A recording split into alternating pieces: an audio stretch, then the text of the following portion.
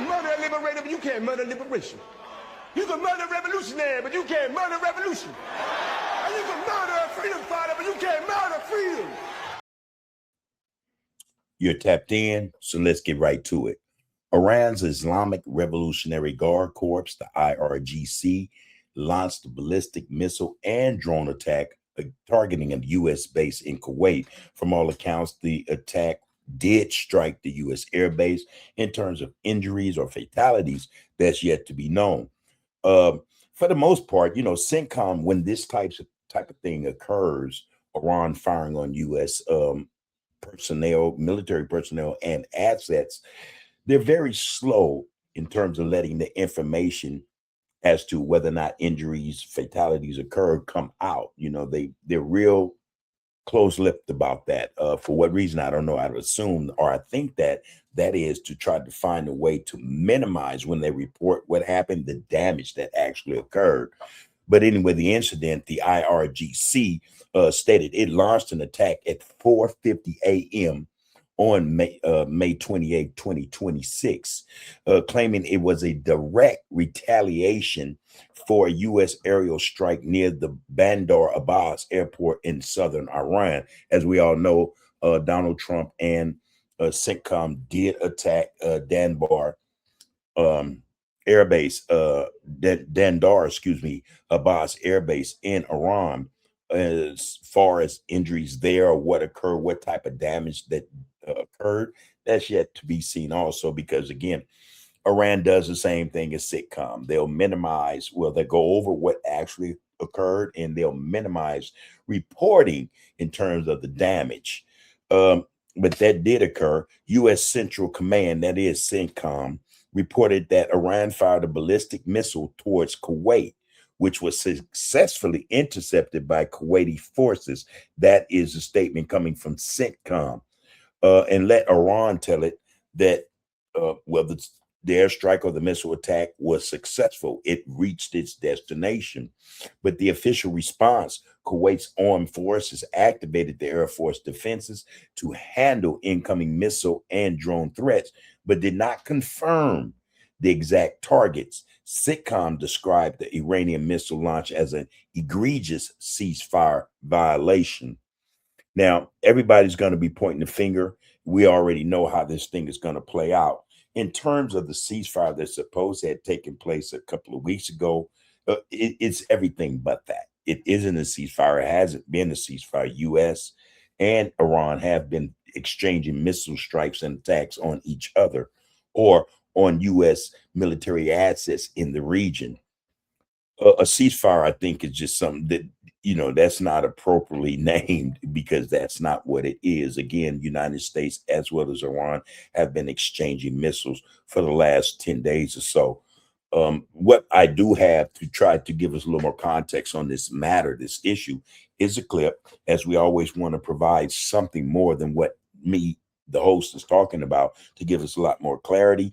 I'm going to instill this clip so you guys get another understanding from another source. That being said, before we do, please like, share, follow, comment, and subscribe to TAP. You are tapped in. That is the art of political discourse. We thank everybody who has participated and took time to view our content. We thank you for that. We also want to again ask, in the coming month, please help us get our numbers up. Subscribers are more than welcome, of course. Like, share this content. That being said, let's get to the content. This is courtesy of the Hindustan Times. Okay, so anyway, the RRG and the U.S. are exchanging missiles. It's anything but a ceasefire, you know. So let's cut to the chase, and let's stop allowing those who are in this war, this conflict, tell us otherwise. The Trump administration is very quick to say, oh, no, it's still a ceasefire. However, we shot or we targeted certain military assets in Iran for defensive purposes. You know, we want to protect our troops and our equipment, our assets. So we do preemptive strikes, although there's a ceasefire, none of which makes any sense. At least, you know, the heading of it, what they describe as ceasefire is anything but that. That being said, again, you know, we have to start looking at this thing as we should, you know, just correctly and appropriately, and stop listening to the narratives and the propaganda.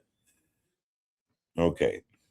IRGC stuns Trump as it drops a dramatic video of its revenge attack on a U.S. airbase, turning the tables on Washington's show of force. On camera, Mojtaba's missile response lights up the sky after U.S. strikes near Bandar Abbas, sending a clear message that Iran is hitting back hard. Kuwait faces heat for allowing U.S. forces to use its soil to strike Iran, raising tough questions about the risks of hosting American bases in the region. Iran's IRGC says it has released a video showcasing its response to the May 27th attack launched by the U.S. military, using the footage to signal its readiness to retaliate. Well, everything, in terms of Kuwait, everything that is happening there, you would have to say that's Kuwait's own fault. Understanding that Iran has already said and made clear that anyone who hosts U.S. military assets and or personnel on their soil in that region is subject to be attacked. They would look at it also as an aggression towards war, you know, a statement of war. If you're helping to allow or make way or facilitate attacks from your soil from foreign forces onto the territory or within the territory of Iran, yes, they're saying you have to understand that you are part of this process. Kuwait, though, for whatever reason, don't get that. Kuwait, Bahrain, UAE, and others seem to think that they are not or should not be targeted because the U.S. uses their soil, their bases, as basis for attack against Iran, none of which makes any sense. So Kuwait ought to know better by now. According to the IRGC, its forces struck a U.S. airbase in direct response to a reported American attack near Bandar Abbas, framing the move as a calibrated counterblow. And then the U.S. CENTCOM says that Kuwait's air defenses had shot the missile down. It didn't reach the base or whatever that statement was, whether or not it's true. Again, we're dealing with a lot of propaganda and false narratives. One side is saying, hey, we accomplished our mission. In retaliation, we fired upon U.S. Military air base in Kuwait. CENTCOM is saying, yeah, they were fired upon, but Kuwaiti's air defenses prevented the missile from striking any targets. So again, the truth is just really foggy. Tasnim news agency reported that Tehran described the strike as an answer to U.S. aggression, portraying Iran's actions as defensive retaliation rather than escalation.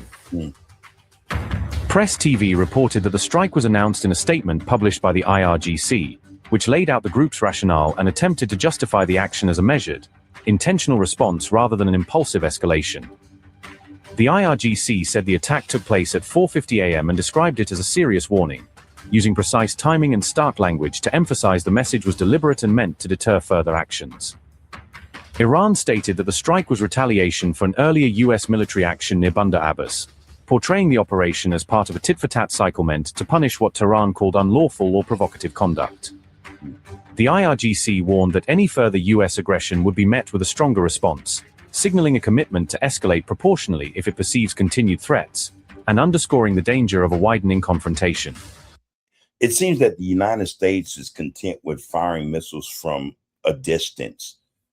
In other words, they rather fire missiles from ships out in the Persian Ocean or the Persian Sea or other, areas that are far away, not too close to Iran, rather than commit troops and, actually go in and handle the business that Donald Trump's saying they're so good at doing. The United States, by Donald Trump's account, is the strongest and best military in the world. However, they are not willing to set foot or set boots on Iranian soil to go on and, bring this thing to a head. They find it more, I think, safer or some more cautious move to fire missiles from air bases far away and that are not theirs and from ships out in sea. Again, Iran's game is this. You can fire the missiles. You're just wasting the missiles, but as far as you coming on to or putting boots on Iranian soil, that's something we've yet to see. We hear a lot of bolster and talk about it, yet there aren't any boots on the ground. And so Iran is waiting them out. And this thing will drag on until such a time, I think, Donald Trump or anyone in the U.S. administration or Trump administration gets hard enough, or until Israel says, hey, it's time to put boots on the ground. We'll see these missiles being shot back, these volleys going back and forth, you know, again. And it's a waste, I think, on U.S. military munitions, in that you're just firing missiles. You've been firing missiles, and as a result of these missiles being fired, you've depleted your stores. You told the narrative, or you told the American people, that you had obliterated Iranian Air Force, Navy, and its missile launching capabilities. However, in recent news, we've come to learn that Iran has still better than 70% of their arsenal. So you've been doing this for over 3 months. For what? For what? Nothing has changed. And it doesn't seem as though the IRGC or the Iranian government is going anywhere anytime soon.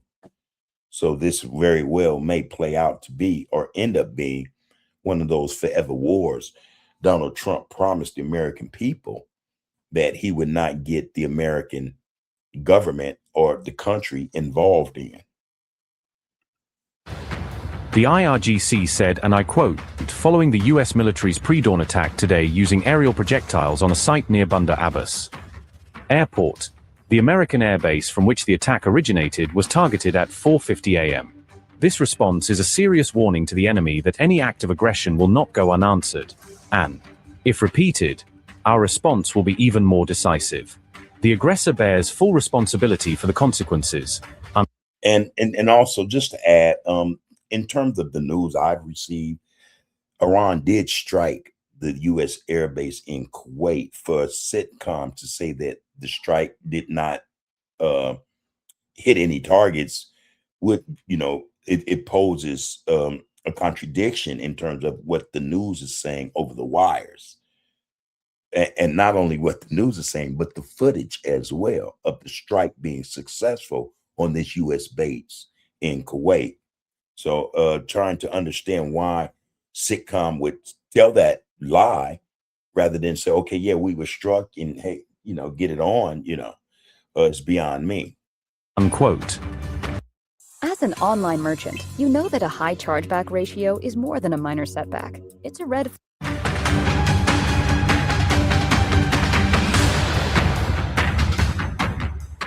Kuwait activated air defenses after what it called hostile missile and drone threats, scrambling military radar and interceptor systems to protect key infrastructure and population centers as authorities assessed incoming risks.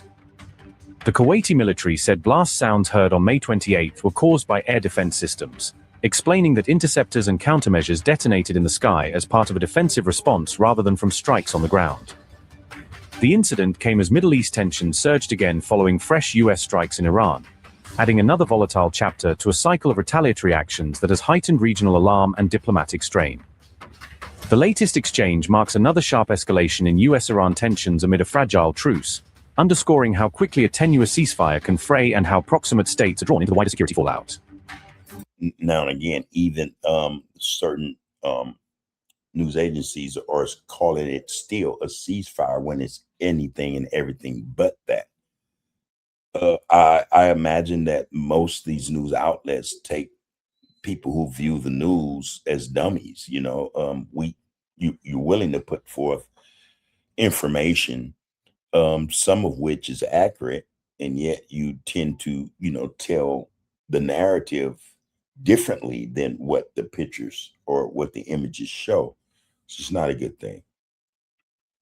Fresh US strikes reportedly targeted a suspected Iranian military site overnight as tensions continue escalating across the Gulf region.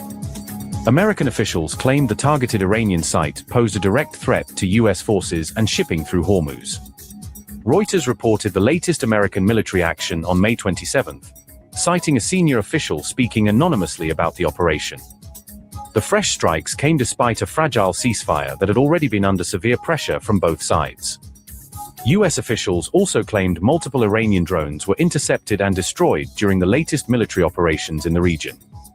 Washington alleged the drones threatened both American military assets and commercial maritime traffic near the Strait of Hormuz. The overnight operation had not been publicly disclosed before anonymous officials confirmed details to Reuters on Wednesday. Trump insisted the Strait of Hormuz would remain open under continued American monitoring and military pressure against Iran.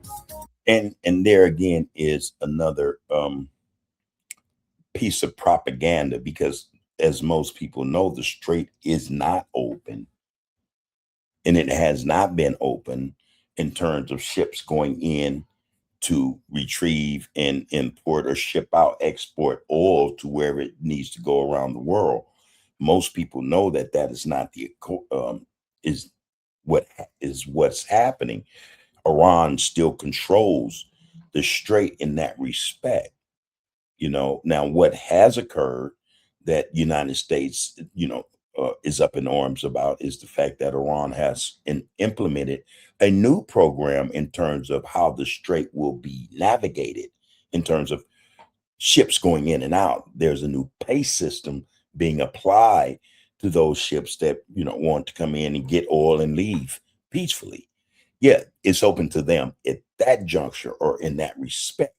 But for the United States to say, we are keeping the Strait of Hormuz open for traffic, for fuel, to go where it needs to go, is a false narrative. It's false.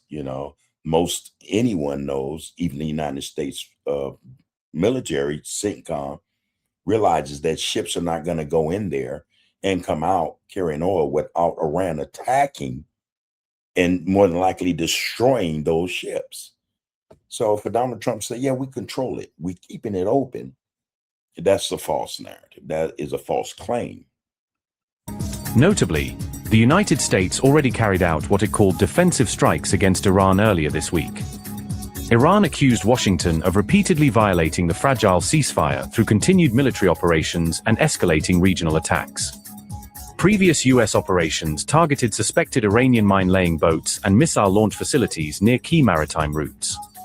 CENTCOM claimed those earlier Iranian-linked targets threatened both US military personnel and international shipping routes across the Gulf. Meanwhile, Iranian media reported 3 explosions near Bandar Abbas as tensions sharply escalated overnight across southern Iran. Iran activated its air defense systems for several minutes while authorities investigated the cause of the explosions near Bandar Abbas. Iran International's report said, and I quote, Iranian media reported that 3 explosions were heard east of the southern port city of Bandar Abbas at around 1:30 a.m. local time on Wednesday, adding that air defenses were activated for several minutes and that authorities are investigating the source of the sounds, unquote. US officials claimed Iran launched 4 drones toward an American-linked ship near the Strait of Hormuz recently. According to Axios, US forces intercepted and destroyed all 4 drones before they could strike their intended targets. The latest escalation came shortly after Trump declared that nobody would be allowed to control the Strait of Hormuz militarily. Trump made the remarks amid... Would that include the United States military as well? To make a claim nobody will be able to control it, that would have to include themselves, because they aren't controlling the Strait of Hormuz. And that's a knowledge that everyone has, I think that for the most part, Trump continues to make statements, although false. He's doing it to keep the markets stable. Why he's able to do this continuously, knowing, those who control the markets, knowing that Trump is basically telling a lie,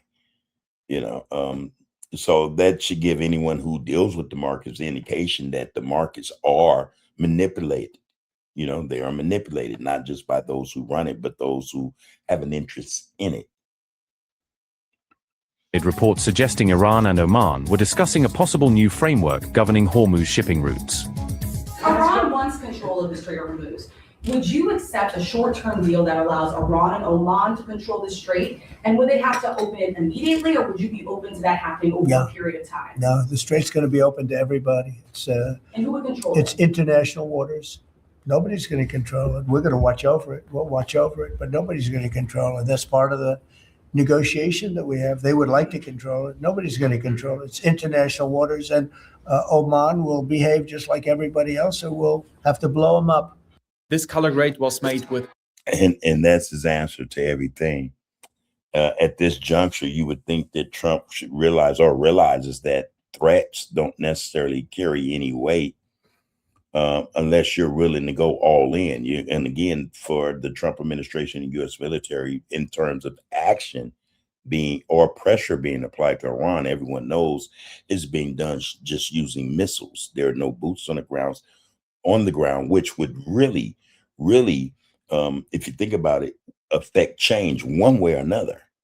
But that's not something the United States is willing to do. Also, I caught the statement. He said no one is controlling the Strait of Hormuz. So that would also include the United States, who made the statement that they're keeping the strait open and they're blockading whatever ships leaving Iranian ports, But if they're keeping the strait open, why aren't ships passing, going in and out, entering and exiting with their load, their oil? It's the natural gases. Something's not right. But again, it doesn't take a rocket science to figure out this is not going the way Trump and his administration, as well as the regime in Israel, had planned.